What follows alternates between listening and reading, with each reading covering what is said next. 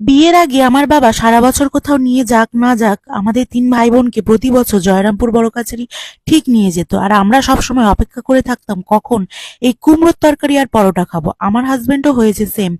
এই যে পুজো দিয়ে পেটে ছুঁচো দন মারছে, একদম মন্দির থেকে বেরিয়ে যাচ্ছে, এখন পুজো টুজো সবকিছু হয়ে গেছে, তো এখন পেটে আমার পুরো ছুঁচো ডন মারছে। সারাদিনের যে খিদে এবং পুজো দেওয়া সমস্ত কিছু ঠাকুরের মানে পুজো টুজো দেওয়ার পরে এই যে খিদে পায় সেটা মানে অন্যরকম, কিন্তু পুজো দেওয়ার আগে খিদে পায় না, এটা কিন্তু একটা আলাদা ধরনের ভাবনা। তোমরা জানো না, হয়তো আমরা ঠাকুরের মনস্কামনা করে কোনো উপোস বা পুজো করে থাকি, তো তারপরে কিন্তু খিদে পেলেও তার আগে আমাদের খিদে পায় না। এই যে তোমাদের দাদা ভাইকে দেখছো, 3 দিন ধরে হুবভুসি খেয়ে আছে, ফল সাবু এইসব খেয়ে আছে, কিন্তু ওর খিদে পায় না, ঠাকুরের পুজো না দিলেও খিদে পায় না।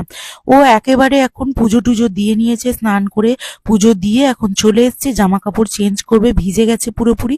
আর এখানে দেখো বন্ধুরা, টাকা পয়সা সব মিটমাট করে দিল, কারণ এখন বাজে ঘড়িতে রাত 12:30, 12টা এরকম হবে।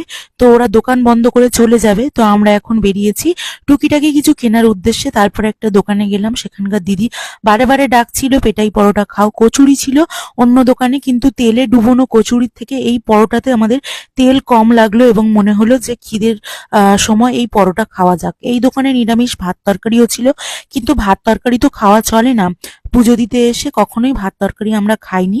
আর তার সাথে সাথে আমরা 3 দিন হুবভুসি খেয়ে আসি, যেহেতু তোমাদের দাদা ভাইও উত্তরে নিয়ে আছে, ওরা ভাত মানে খাওয়া চলবে না। দিদিভাই এটাই বলছিল এই হিন্দু হোটেলে আসতে এবং ঘুরে যেতে, আর আমাদেরকে অনেক ভালোবাসা দিচ্ছিল। তো কচুরিটা অ্যাভয়েড করে আমরা পরোটাতে গেলাম, দেখলাম একদমই তেল নেই, আর কাঁচা পাকা একদম পরোটাটা, মানে খুব একটা কি বলে সিদ্ধ টিদ্ধ ছিল না, একটু কাঁচা কাঁচা লাগছিল, কিন্তু এরকমই হয় আর কি। জয়রামপুর বলো বড় কাছারি বলো, পরোটা একটু কাঁচা না হলে হয় না, আর এর সাথে কুমড়ো আলুর একটু তরকারি। তো যাই হোক বন্ধুরা, এই সময় সবাই আসছে, কত ভালো ভালো রান্না করবে, আর একটু তাড়াহুড়ো করে ওরাও হয়তো করার চেষ্টা করছে। তো আমি এখানে আমার দিকে ক্যামেরাটা ঘোরাতে বললাম, তোমাদের দাদাভাই ক্যামেরা করতে লজ্জা পাচ্ছে, কারণ অনেক মানুষ টুকিটাকি এসে বলছে দিদিভাই দাদাভাই তোমাদের ভিডিও দেখি, তোমাদের চিনি।